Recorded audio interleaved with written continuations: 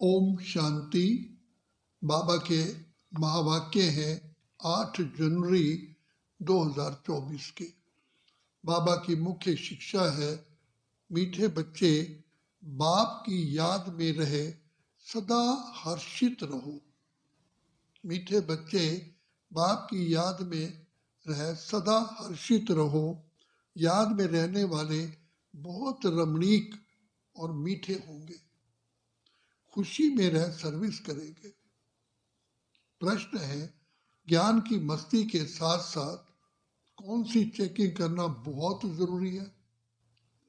ज्ञान की मस्ती के साथ साथ कौन सी चेकिंग करना बहुत जरूरी है? बाबा जवाब दे रहे हैं, ज्ञान की मस्ती तो बच्चे रहती है, लेकिन चेक करो कि देही अभिमानी कितना बने हैं। ज्ञान तो बहुत सहज है, लेकिन योग में माया विघ्न डालती है। गृहस्थ व्यवहार में अनासक्त हो रहना है। ऐसा ना हो माया चूही अंदर ही अंदर काटती रहे और पता भी ना पड़े। अपनी स्थिति अर्थात अपनी नब्ज आपे ही देखते रहो कि बाबा के साथ मेरा कितना डीप हड्डी प्यार है, कितना समय हम याद में रहते हैं। गीत है, जले क्यों ना परवाना। मीठे मीठे बच्चों ने गीत की लाइन सुनी, जबकि बाप इतना जलवा दिखाते हैं, तुम इतने हसीन बन जाते हो, तो क्यों ना ऐसे बाप का बन जाना चाहिए। जो बाप शाम से सुंदर बनाते हैं, बच्चे समझते हैं हम सांवरे से गोरे बनते हैं, एक की बात तो नहीं है। वो लोग श्री कृष्ण को श्याम सुंदर कह देते हैं, चित्र भी ऐसा ही बनाते हैं, कोई सुंदर तो कोई श्याम। मनुष्य समझते नहीं कि ये हो कह सकता। सतयुग का प्रिंस श्री कृष्ण सांवरा हो ना सके। श्री कृष्ण के लिए तो सब कहते हैं, श्री कृष्ण जैसा बच्चा मिले, श्री कृष्ण जैसा पति मिले, फिर वो शाम कैसे हो सकता है। कुछ भी समझते नहीं है। श्री कृष्ण को सांवरा अर्थात शाम क्यों बनाया है? कारण चाहिए ना। ये जो दिखाते हैं सर्प पर डांस किया, ऐसी बात तो हो ना सके। शास्त्रों में ऐसी ऐसी बातें सुनकर कह देते हैं, वास्तव में ऐसी कोई बातें है नहीं। जैसे चित्रों में दिखाते हैं, शेषनाग की शैया पर नारायण लेटा हुआ है, ऐसी कोई सर्प की शैया आदि होती ही नहीं। इतने सैकड़ों मुख होते हैं क्या? कैसे कैसे चित्र बनाए हैं। बाप समझाते हैं, मीठे बच्चे इनमें कुछ भी रखा नहीं है, ये सब भक्ति मार्ग के ही चित्र हैं, परंतु ये भी ड्रामा में नूंद है। शुरू से लेकर इस समय तक जो नाटक शूट हुआ है, उनको फिर रिपीट होना ही है। ये सिर्फ समझाया जाता है कि भक्ति में क्या क्या करते हैं, कितना खर्चा करते हैं, कैसे कैसे चित्र आदि बनाते हैं। पहले जब ये सब देखते थे तो इतना वंडर नहीं खाते थे। अब जब बाबा ने समझाया है तो बुद्धि में आता है, बरोबर ये सब भक्ति मार्ग की ही बातें हैं। भक्ति में जो कुछ भी होता है वो फिर भी जरूर होगा, सिवाय तुम्हारे और कोई भी ये समझ ही ना सके। ये तो बच्चे जानते हो, ड्रामा में जो पहले से ही नूंद है वही होता रहता है। अनेक धर्मों का विनाश, एक सद्धर्म की स्थापना होती है, इसमें बड़ा कल्याण है। अभी तुम ये प्रार्थना आदि कुछ भी नहीं करते हो। वह सब करते हैं भगवान से फल लेने के लिए। फल है जीवन मुक्ति। तो ये सब समझाया जाता है, यह है प्रजा पर राज्य। गीता में है, भारतवासी कौरव पांडव क्या करत भय। बरोबर यादवों ने मूसल निकाले, अपने कुल का खुद ही विनाश किया। ये सब आपस में दुश्मन है। तुम न्यूज आदि सुनते नहीं हो, जो सुनते हैं वो अच्छी तरह से समझ सकते हैं। दिन प्रतिदिन अंदर खिटपिट बहुत है तो सब क्रिश्चियन, परंतु अंदर खिटपिट बहुत है। घर बैठे ही एक दो को उड़ा देंगे। तुम राजयोग सीख रहे हो तो लड़ाई राजाई के लिए पुरानी दुनिया की सफाई जरूर चाहिए। फिर नई दुनिया में सब कुछ नया होगा। 5 तत्व भी वहां सतो प्रधान होंगे। समुद्र की ताकत नहीं जो उछल कर नुकसान कर दे। अभी तो 5 तत्व कितना नुकसान करते हैं। वहां सारी प्रकृति दासी हो जाएगी, इसलिए दुख की कोई बात ही नहीं है। ये भी बना बनाया ड्रामा का बच्चे खेल है। स्वर्ग कहा जाता है सतयुग को। क्रिश्चियन लोग भी कहते हैं पहले पहले हेवन था। भारत अविनाशी खंड है।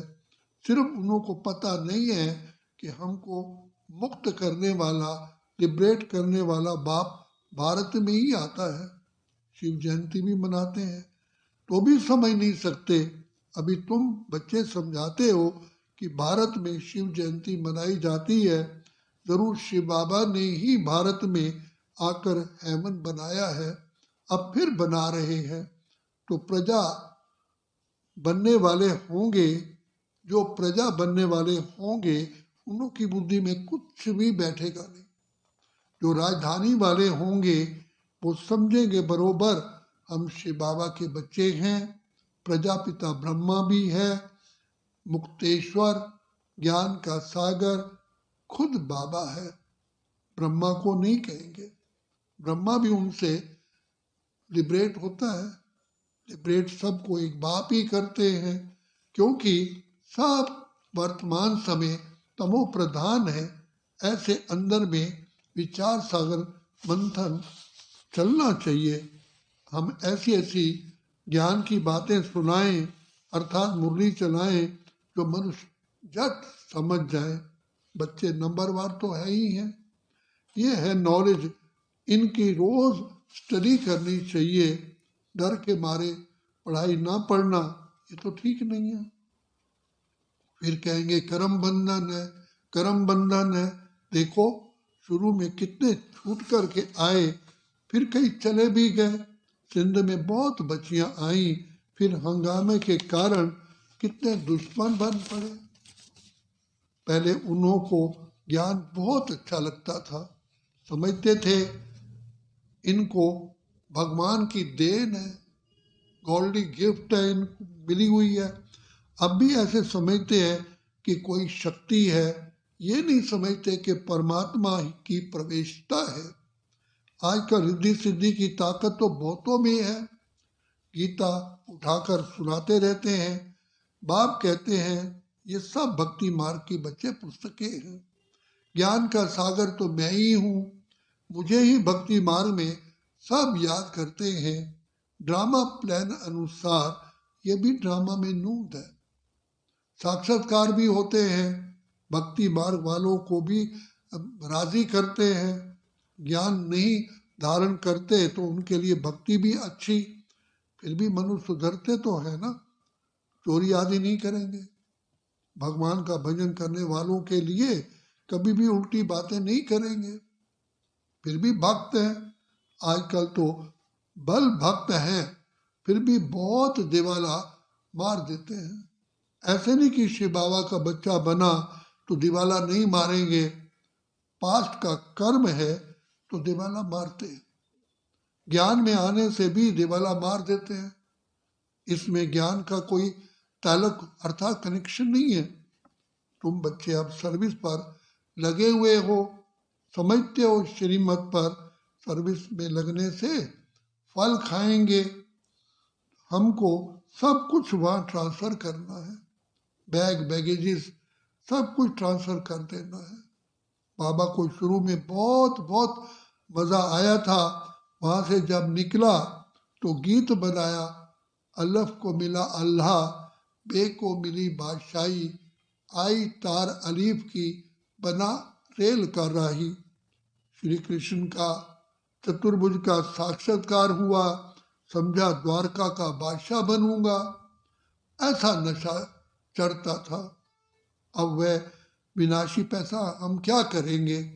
तो तुम बच्चों को भी खुशी होनी चाहिए, हमको बाबा स्वर्ग की बादशाही दे रहे हैं। परंतु बच्चे इतना पुरुषार्थ करते ही नहीं है, चलते चलते गिर पड़ते हैं। अच्छे अच्छे बच्चे बाबा को निमंत्रण देने वाले कभी बाबा को याद ही नहीं करते। बाबा के पास पत्र आना चाहिए कि बाबा हम बहुत खुश हैं, आपकी याद में हम मस्त रहते हैं। बहुत हैं जो कभी याद भी नहीं करते। याद की यात्रा से ही बच्चे खुशी जोर से चढ़ेगी। ज्ञान में बल कितना भी मस्त रहते हैं, परंतु देह अभिमान कितना है। देही अभिमानी पना कहाँ है? ज्ञान तो बड़ा इजी है। योग से ही माया, योग में ही माया विघ्न डालती है। गृहस्थ व्यवहार में भी अनासक्त होकर रहना है। ऐसा ना हो जो माया अड़ंगी अर्थात विघ्न डालती रहे। माया काटती ऐसे है जैसे चूहा। चूहा ऐसे काटता है जो भल खून निकल आए पर पता भी ना पड़े। बच्चों को पता नहीं पड़ता है कि देह अभिमान आने से कितना नुकसान होता है। ऊंच पद पा नहीं सकेंगे, बाप से पूरा पूरा वर्षा लेना चाहिए। मम्मा बाबा मौफिक, हम भी तख्त नशीन बने। बाप है दिल लेने वाला। दिलवाड़ा मंदिर में भी पूरा यादगार है।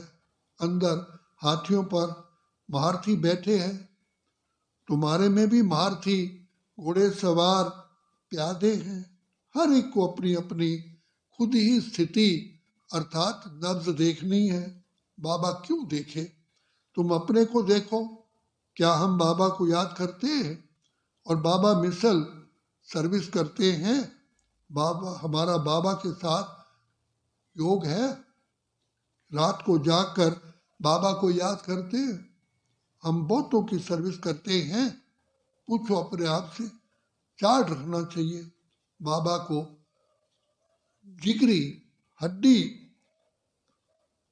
याद कितना करते हैं?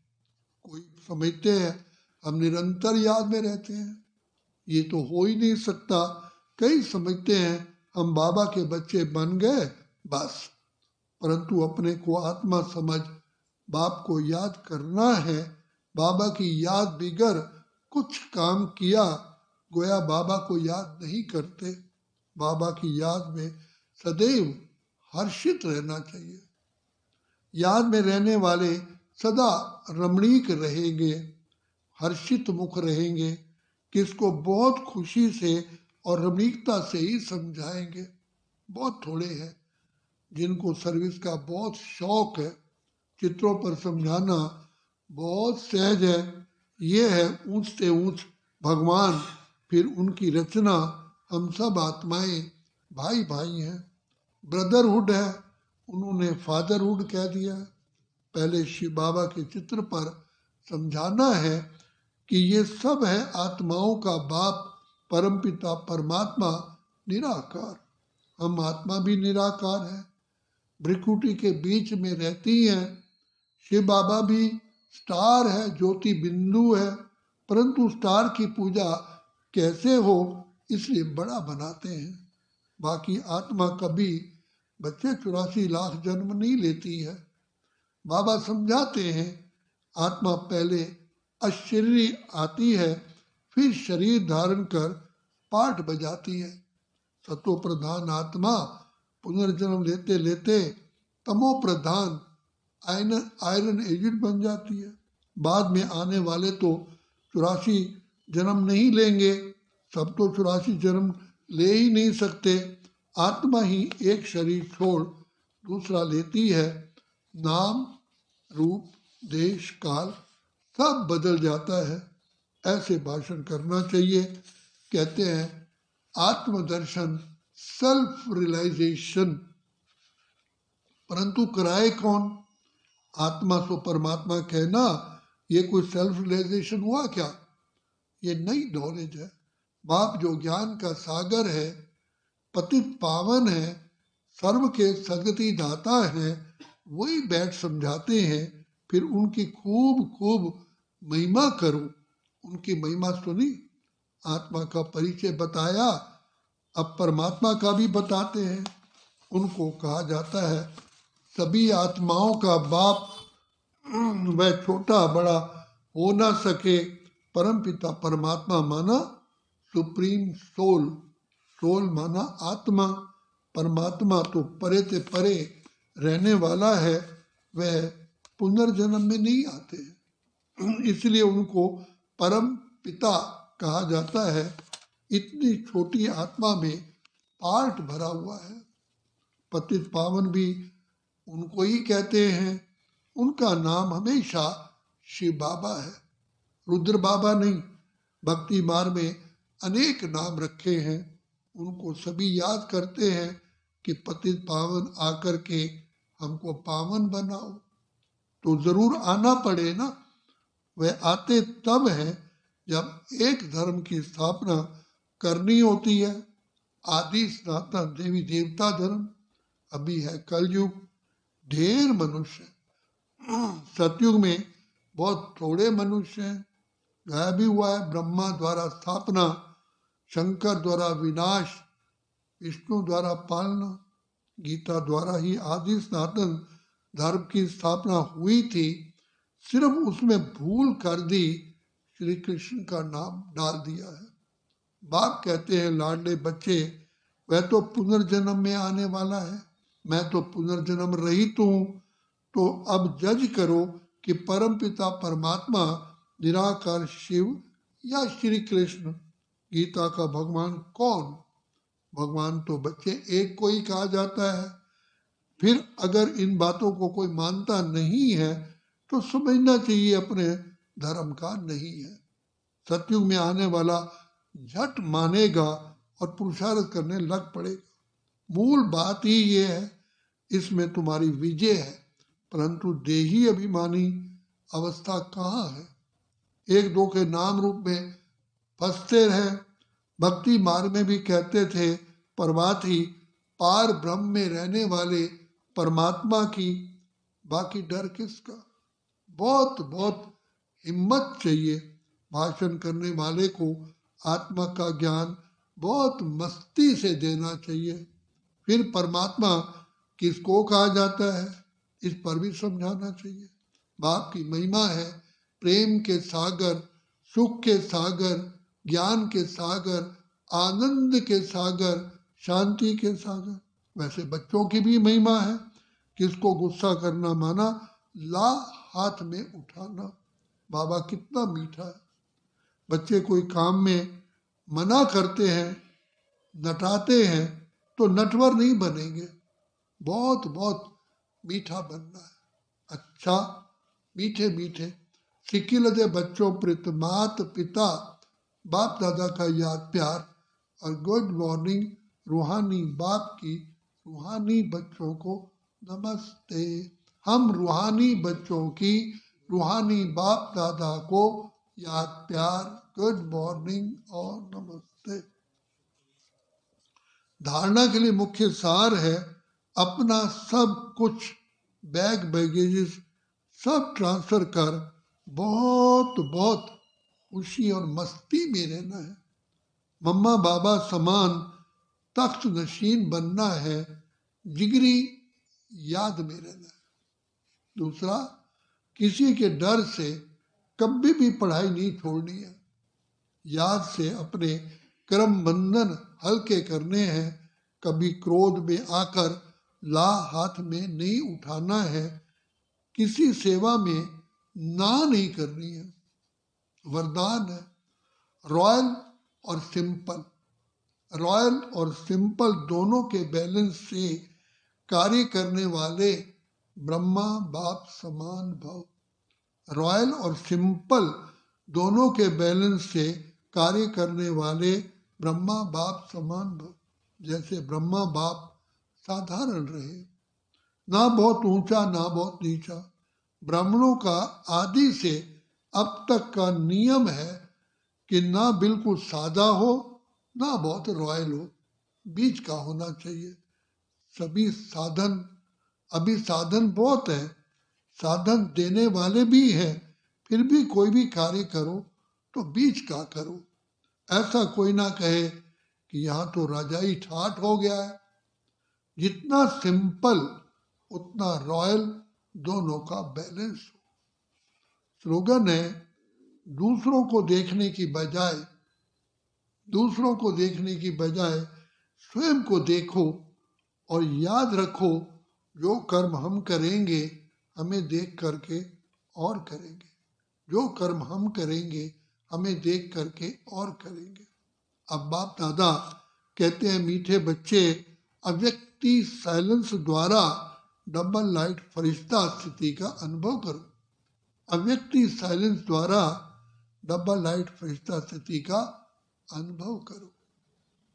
अभी आपकी सारी कारोबार श्रेष्ठ संकल्प द्वारा इशारों से ही चलनी है। ऐसे लाइट रूप में रहो जो व्यर्थ संकल्प, व्यर्थ समय समाप्त हो जाए। वही संकल्प उठे जो होना है, और जिसको करना है उनकी बुद्धि में भी वही संकल्प उठे कि यही करना है। तब ये साकार वतन सूक्ष्म वतन बनेगा।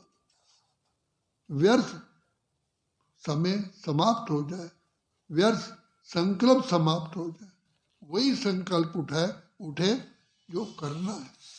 अच्छा, बाप दादा कहते हैं, मीठे बच्चे, बाप की याद में रहे सदा हर्षित रहो। याद में रहने वाले बहुत रमणीक होंगे और मीठे होंगे, खुशी में रह सर्विस करेंगे। गीत है, जले क्यों ना परवाना। क्षमा जब जलती है तो परवाने, जो सच्चे परवाने होते हैं, वो जल मरते हैं। तो जले क्यों ना परवाना। अच्छा, ओम शांति, ओम शांति, ओम शांति।